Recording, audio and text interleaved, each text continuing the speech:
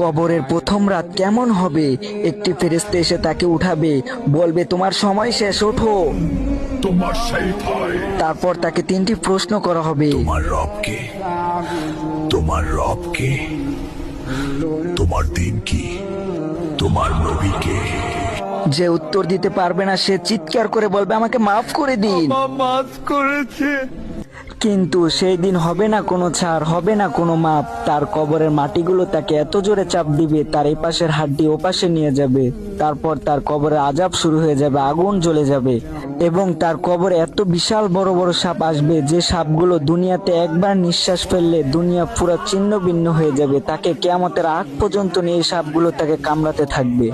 এবং তার জন্য একটি ভয়ঙ্কর ফেরেশতা বরাদ্দ করা হবে।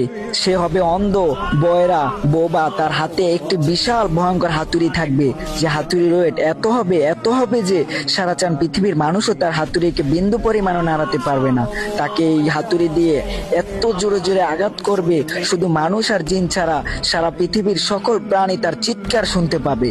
শুধু এই শেষ নয়, কিয়ামতের দিন তাকে হাসরের ময়দানে দাঁড় করানো হবে। তার কাছে নামাজের হিসাব চাইবে। যদি সে নামাজের হিসাব দিতে পারে তাহলে সে মিজান ও পুলসিরাত পার হতে পারবে, আর যদি সে না পারে তাহলে সে আগুনে নিক্ষেপ হবে।